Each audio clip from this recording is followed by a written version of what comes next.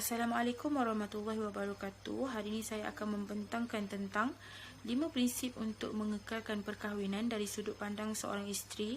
Nama saya Nurul Aznin Ayuni binti Aziz dan dua orang lagi rakan pembentang saya, iaitu Muhammad Afiq Rizwan bin Tasri dan juga Nurhatin binti Ismail.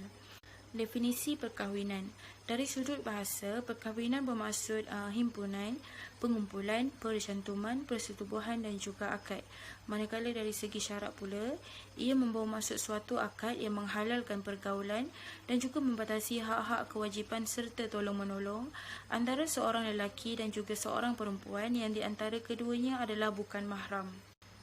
Berikut adalah merupakan dalil yang menyeru perkahwinan.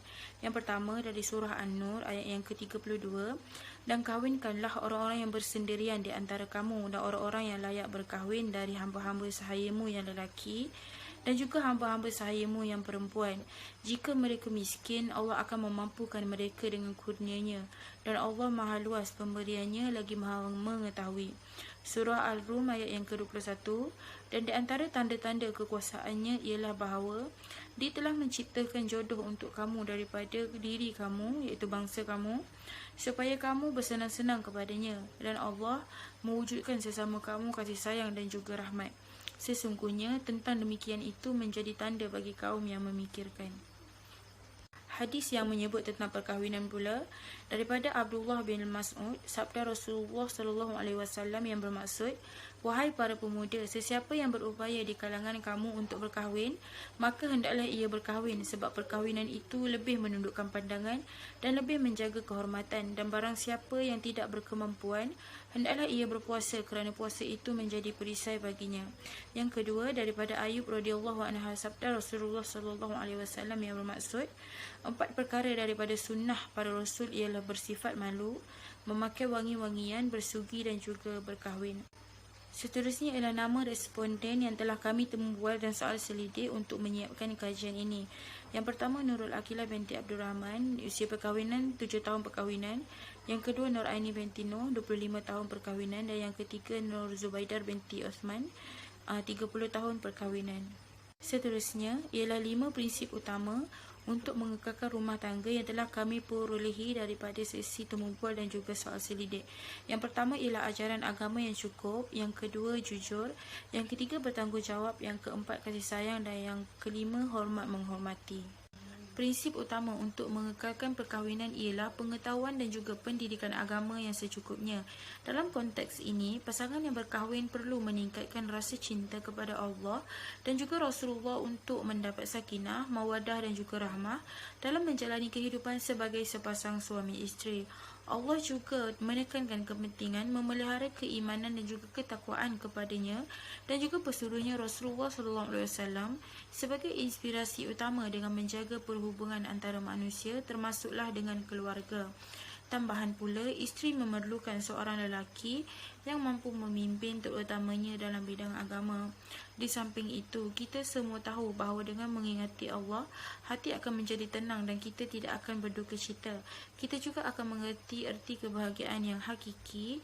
Kita akan sentiasa rasa bersyukur dan sentiasa meletakkan Allah sebelum membuat apa-apa keputusan, terutamanya dalam berumah tangga. Hal ini adalah bersesuaian dengan dalil Allah SWT dalam surah Al-Baqarah ayat yang ke-62.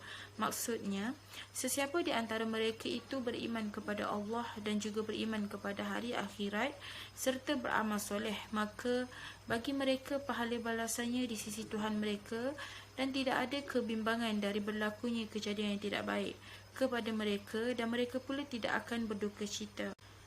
Kepentingan memiliki pengetahuan dan juga pendidikan agama yang secukupnya. Yang pertama, sentiasa berada dalam rahmat dan juga redha Allah SWT. Dengan mengingati Allah, hati kita akan menjadi tenang dan hal ini akan mengelakkan pergaduhan antara pasangan suami dan juga isteri. Yang kedua, kita dapat membentuk keluarga yang mawaddah, iaitu cinta mencintai, dan juga keluarga yang sakinah yang memiliki ketenangan jiwa. Kita juga akan sentiasa merasa bersyukur dengan pasangan kita sekiranya kita memiliki pengetahuan dan juga pendidikan agama yang secukupnya. Yang terakhir, kita dapat membentuk keluarga yang bahagia kerana berlandaskan agama Allah SWT. Dengan meletakkan Allah di hadapan sebelum melakukan sesuatu perkara akan membuatkan kita merasa bahagia dan hidup kita akan diberkati dan juga dirahmati oleh Allah Subhanahu Wa Taala. Prinsip yang kedua untuk mengekalkan hubungan perkahwinan adalah dengan bersifat jujur. Sifat jujur ialah memberikan sesuatu yang benar ataupun sesuai dengan kenyataannya. Jujur adalah sangat penting dalam kehidupan, termasuklah dalam hubungan rumah tangga. Terdapat banyak dalil yang berkaitan dengan sifat jujur, antaranya dalam surah Al-An'am ayat yang ke-152 yang bermaksud, apabila kau berbicara, bicaralah sejujurnya sekalipun dia kerabatmu. Penuhilah janji Allah, demikianlah dia memerintahkan kepadamu agar kamu ingat. Yang kedua, dari Abdullah bin Mas'ud radhiyallahu anhu, dia berkata, Rasulullah SAW bersabda, hendaklah kalian selalu berlaku jujur kerana kejujuran membawa kepada kebaikan dan kebaikan menghantar seseorang ke syurga. Dan apabila seseorang berlaku jujur dan tetap memilih jujur, maka akan dicatat di sisi Allah sebagai orang yang jujur.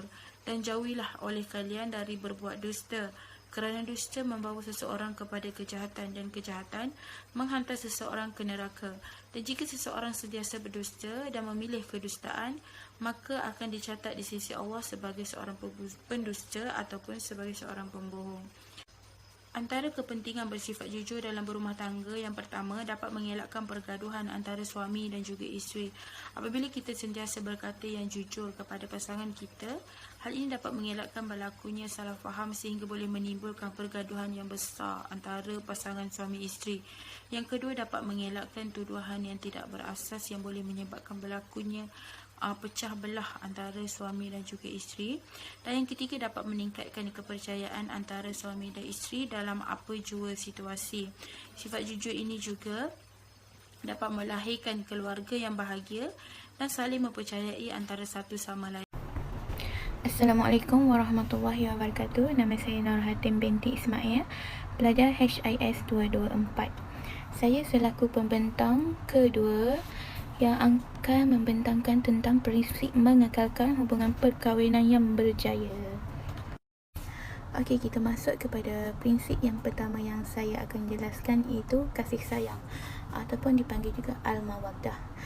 Kasih sayang ini ditafsirkan sebagai perasaan kasih atau cinta antara suami isteri yang akan melahirkan kesenian, keikhlasan dan sifat saling hormat menghormati antara suami isteri, dan ia akan melahirkan kebahagiaan dalam rumah tangga.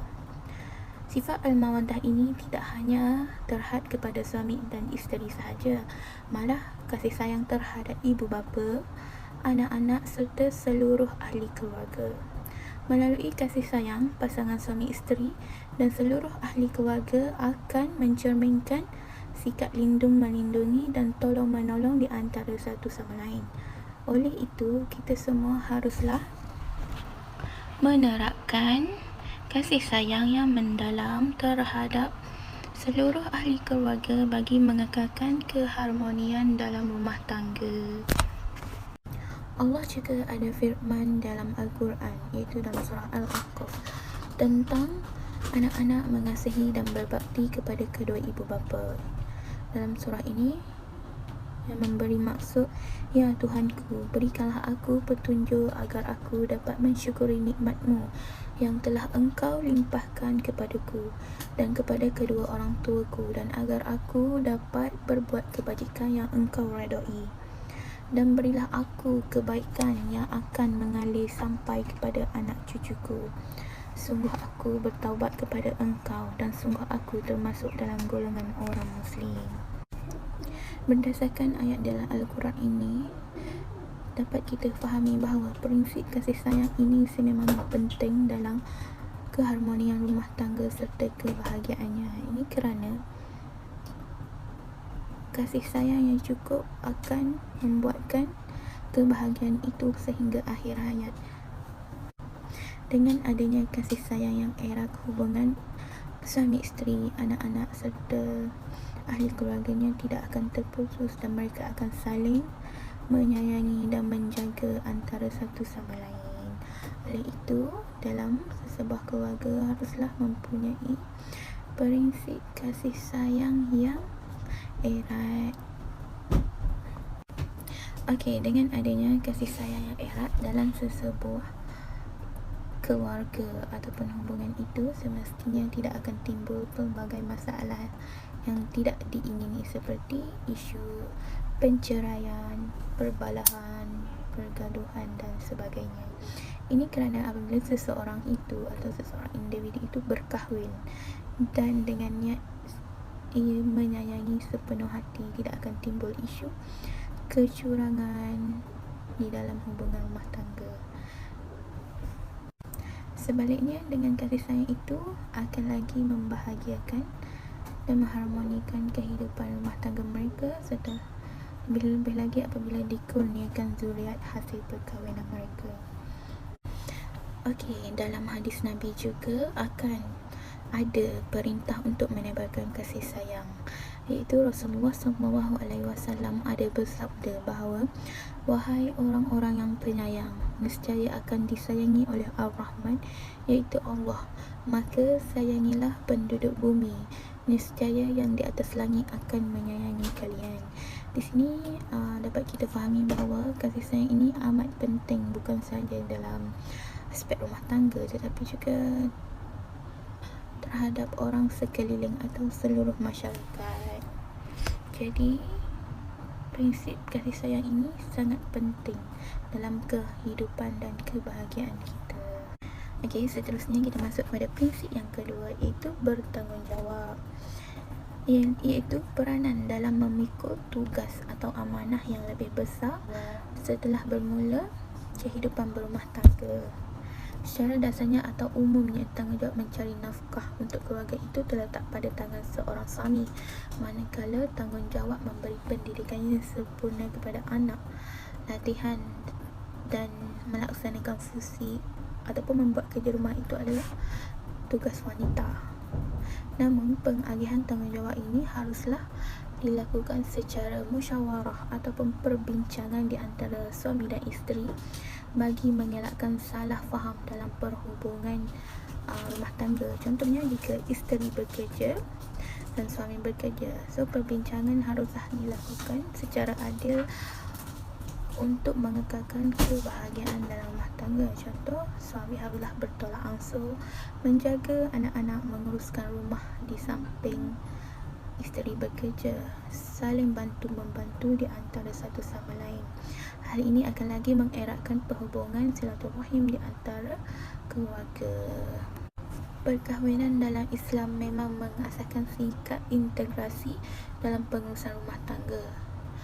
Perhubungan suami isteri ini diibaratkan pakaian di antara kalangan mereka, sebagai firman Allah dalam Al-Quran surah Al-Baqarah ayat 187 yang memberi maksud, mereka itu adalah pakaian bagimu dan kamu adalah pakaian bagi mereka.